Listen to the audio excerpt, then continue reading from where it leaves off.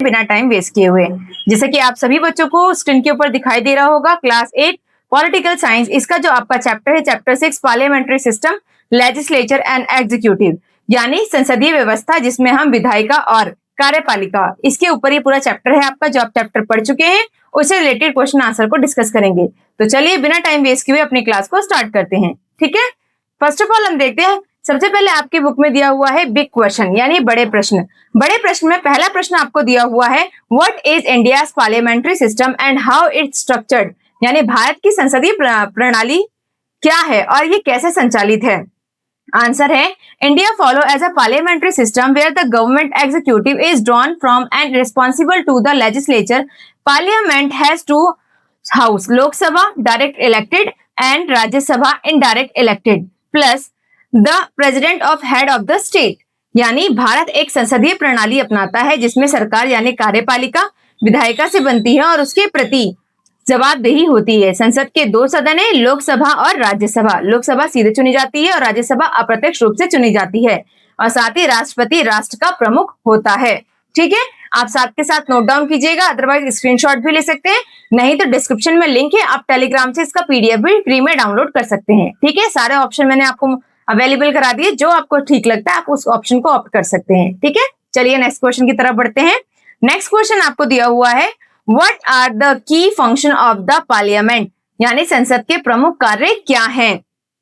Making laws, controlling government finance budget, holding the executive accountable through debates, question, representing people view and amending the constitution. यानी अगर हम काम की बात करते हैं तो कानून बनाना, सरकार के वित्त पर नियंत्रण रखना, बजट पास करना, बहस करना, प्रश्नों के जरिए कार्यपालिका को जवाबदेह बनाना, भारत की राय, जनता की राय प्रतिनिधित्व करना और संविधान में संशोधन करना, ये सारे काम किसके हैं, ये सारे काम है संसद के। ठीक है, तो आप लोगों ने ये आंसर लिख लिया।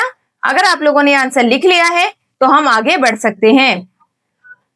ठीक है, चलिए नेक्स्ट क्वेश्चन की तरफ बढ़ते हैं। नेक्स्ट क्वेश्चन दिया हुआ है, what are the roles of the legislature and the executive in India parliamentary democracy. Bharat में संसदीय लोकतंत्र में विधायिका और कार्यपालिका की भूमिकाएं क्या है। The legislature makes law and oversees government, the executive implement laws and run administration remaining answerable to the legislature. विधायिका कानून बनाती है और सरकार की निगरानी करती है, कार्यपालिका कानून को लागू करती है और प्रशासन चलाती है, और विधायिका के प्रति जवाबदेही रखती है। ठीक है, लिख लिया आप लोगों ने। चलिए आगे बढ़ते हैं नेक्स्ट क्वेश्चन की तरफ। नेक्स्ट क्वेश्चन है आपका, how are the legislature and executive organised at the union and state levels. संघ और राज्य सरकार पर विधायिका और कार्यपालिका कैसे संगठित है। Union parliament, Lok Sabha plus Rajya Sabha, the legislature PM and Union Council of Minister from the Executive, State Legislature, Vidhan Sabha and Vidhan Sabha Parishad. इसके बाद नेक्स्ट है आपका, in some state chief minister and council of minister, some the executive with governor as nominal head. यानी केंद्र की बात करें तो संसद, लोकसभा प्लस राज्यसभा विधायिका है, प्रधानमंत्री और केंद्र मंत्री परिषद कार्यपालिका है। राज्य की बात करते तो राज्य में विधानमंडल, विधानसभा के कुछ राज्यों में विधान परिषद भी है। इसके अलावा मुख्यमंत्री और मंत्री परिषद कार्यपालिका है, और राज्यपाल नाम मात्र प्रमुख होते हैं। ठीक है, तो आपने लिख लिया होगा आंसर। चलिए अब आपके क्वेश्चन के लास्ट में एक्सरसाइज के क्वेश्चंस दिए होते हैं, उसको डिस्कस करते हैं, जिसकी हेडिंग होती है आपकी क्वेश्चन एंड एक्टिविटीज। इसमें बहुत सारे क्वेश्चन ऐसे हैं जो एक्टिविटी बेस्ड है, वहां पे मैंने आपको रेफरेंस दिया हुआ है, वो एक्टिविटी आपको खुद करनी है, क्योंकि वो ऐसी एक्टिविटी है जो आप अपने टीचर के साथ मिलकर कर सकते हैं, और उसमें रेफरेंस के लिए, हेल्प के लिए मैंने कुछ पॉइंट ऐड कर दिए हैं, लेकिन उसे आप कॉपी में ना करें, बल्कि उस एक्टिविटी को आपको करना है। डूइंग है वो, लर्निंग बाय डूइंग, मतलब खुद सीखें और करें, वो वाली चीज है। ठीक है, और वो बहुत इंटरेस्टिंग एक्टिविटी है, अपने टीचर्स के साथ मिलकर कर सकते हैं। तो उसको, उस क्वेश्चन को कॉपी में लिखने की भी नीड नहीं है, आप उस क्वेश्चन आंसर को कॉपी में करेंगे जिसके बारे में आपने पढ़ा है, और जो एक्टिविटी बेस्ड क्वेश्चन है वो टीचर्स के साथ डिस्कस करेंगे। जैसे पहला क्वेश्चन आपको दिया हुआ है, find out how many representative from your state are in each house of the parliament. यानी पता लगाए कि आपके राज्य की संसद में प्रत्येक सदन में कितने प्रतिनिधि है। तो ये जो क्वेश्चन है, इसके लिए आप एनसीईआरटी की साइट देख सकते हैं, या फिर ECI.government.in, वहां पर इस डिटेल देख सकते हैं और इसको आपको खुद करना है। तो इसका आंसर मैंने इसलिए नहीं दिया ताकि थोड़ा आप भी अपने हाथ पैर चलाए, थोड़ा सा आप भी देखें ताकि आपको भी इंटरेस्ट आए और आप भी थोड़ा जाने चीजों को। पकी पकाई खीर अच्छी लगती है लेकिन खुद पका के खाने में ज्यादा मजा आता है ना। तो इसका आंसर आप खुद ढूंढिएगा तो आपको ज्यादा मजा आएगा। नेक्स्ट क्वेश्चन है आपका, what makes the Indian parliament the voice of the people, how does it ensure that different opinions are heard? भारतीय संसद को जनता की आवाज क्या बनाता है? यह कैसे सुनिश्चित करती है विभिन्न मत सुने जाएं? Parliament is elected by citizens, so MPs represent people's interest.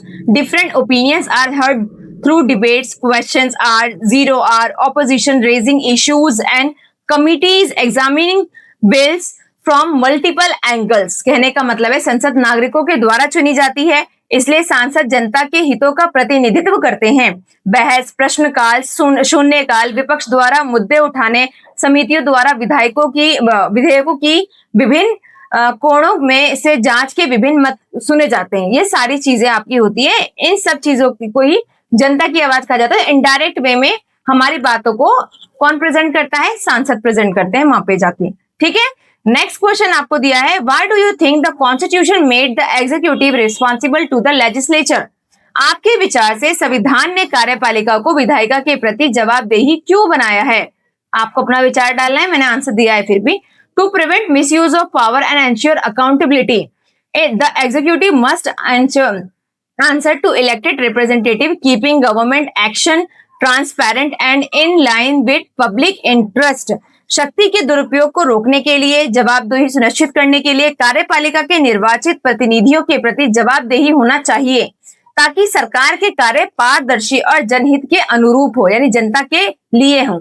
ठीक है, चलिए नेक्स्ट क्वेश्चन की तरफ पढ़ते हैं। Why do you think we have chosen the system of bicameral legislature at the union level? आपके विचार से संघ स्तर पर द्विसदनीय विधायिका की प्रणाली क्यों चुनी गई है? A second chamber यानी Rajya Sabha allow more deliberation, check hasty decision by Lok Sabha, give state representation and brings in experienced nominated members for broader perspective. दूसरा सदन यानी राज्यसभा अधिक विचार विमर्श की अनुमति देता है, लोकसभा के जल्दबाजी के फैसलों की जांच करता है, राज्यों के प्रतिनिधित्व देता है और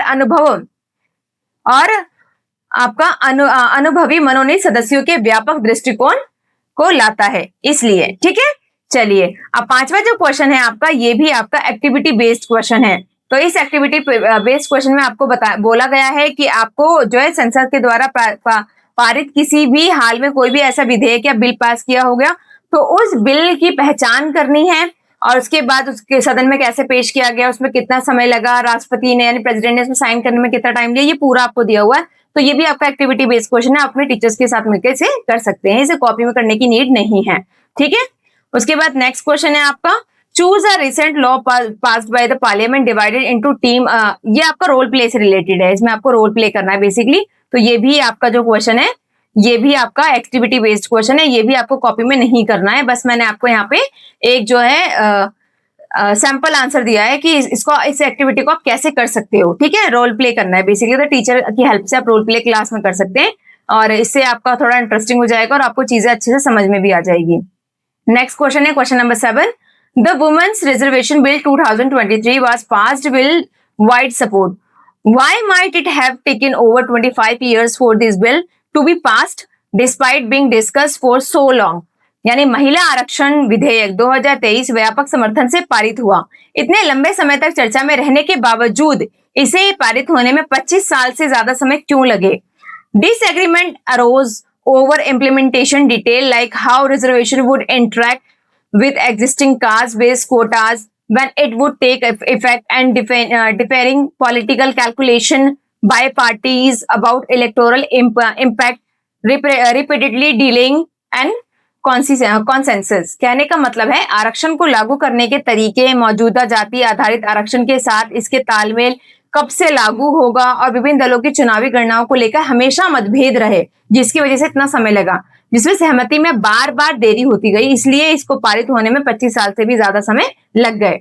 इसके बाद नेक्स्ट क्वेश्चन जो आपको दिया हुआ है वो है, sometime the parliament is disturbed and does not function for the number of days it is suppose to, What impact do you think this has the quality of laws and the trust people plays in their representative?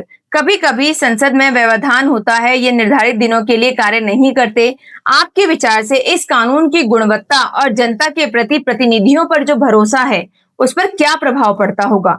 Disruption means less synchronicity, so laws may be passed hastily with fewer amendments and less public input, reduce law quality. It also erodes public trust as people see elected representatives failing to debate issues seriously. कहने का मतलब है व्यवधान में कम जांच पड़ताल होती है, कानून जल्दबाजी में संशोधन और समिति जन भागीदारी के साथ पास हो जाते हैं, जिससे कानून की गुणवत्ता घटती है, जिससे जनता का भरोसा भी कमजोर होता है क्योंकि प्रतिनिधि गंभीरता से बहस नहीं करते हैं।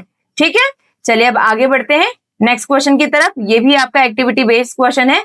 इसमें आपको बताया हुआ है कि आप एक जो है ग्रुप बनाएंगे, उस ग्रुप बना करके उसके क्वेश्चन एयर बनाएंगे, उसके ऊपर जैसे सांसद आपस में डिस्कस करते हैं वैसे डिस्कस करेंगे, सांसद और विधायक जो एमएलएज और एमपीज होते हैं उस तरह का। ये भी पूरा एक्टिविटी बेस्ड क्वेश्चन है, ये भी आप अपने टीचर्स की हेल्प से कर सकते हैं, इसे भी कॉपी में करने की नीड नहीं है। ठीक है, ऐसे एक्टिविटीज इसलिए दी जाती है ताकि आपका और भी इंटरेस्ट डेवलप हो, आप खुद करके सीखिए चीजों को। ठीक है, इसलिए एक्टिविटीज ऐड की गई हैं आपके लिए। नेक्स्ट क्वेश्चन की बात करते हैं। क्वेश्चन नंबर 10 आपका लास्ट क्वेश्चन है आई थिंक ये। तो लास्ट क्वेश्चन है आपका, what is the role that the judiciary play in Indian democracy? What would happen if we didn't have an independent judiciary?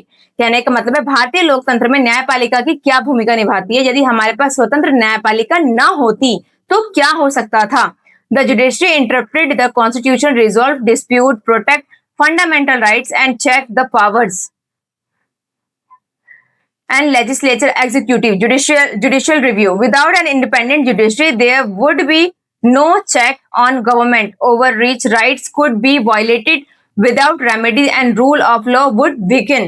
यानी न्यायपालिका संविधान की व्याख्या करती है, विवाद सुलझाती है, मौलिक अधिकारों की रक्षा करती है और विधायिका और कार्यपालिका की शक्तियों की जांच करती है। इसे न्यायिक समीक्षा कहते हैं। स्वतंत्र न्यायपालिका के बिना सरकार की सत्ता पर कोई अंकुश नहीं रहेगा, अधिकारों का उल्लंघन बिना उपाय के हो जाएगा और कानून का शासन भी कमजोर पड़ जाएगा। इसलिए हमें एक स्ट्रॉन्ग न्यायपालिका की, स्ट्रॉन्ग जुडिशरी की जरूरत पड़ती है। तो आई होप आपको ये पूरा जो क्वेश्चन आंसर अच्छे से समझ में आ गया होगा। अगर आप साथ के साथ नहीं उतार पाए हैं तो आप इसका स्क्रीनशॉट ले लीजिए, दोबारा वीडियो देख लीजिए, अदरवाइज लिंक पे क्लिक कीजिए और टेलीग्राम से डाउनलोड कर लीजिए, डिस्क्रिप्शन में लिंक पड़ा हुआ है। तो अब इसी के साथ मैं लेती हूँ आपसे विदा, मिलते हैं नेक्स्ट वीडियो में, तब तक के लिए बाय बाय, टेक केयर।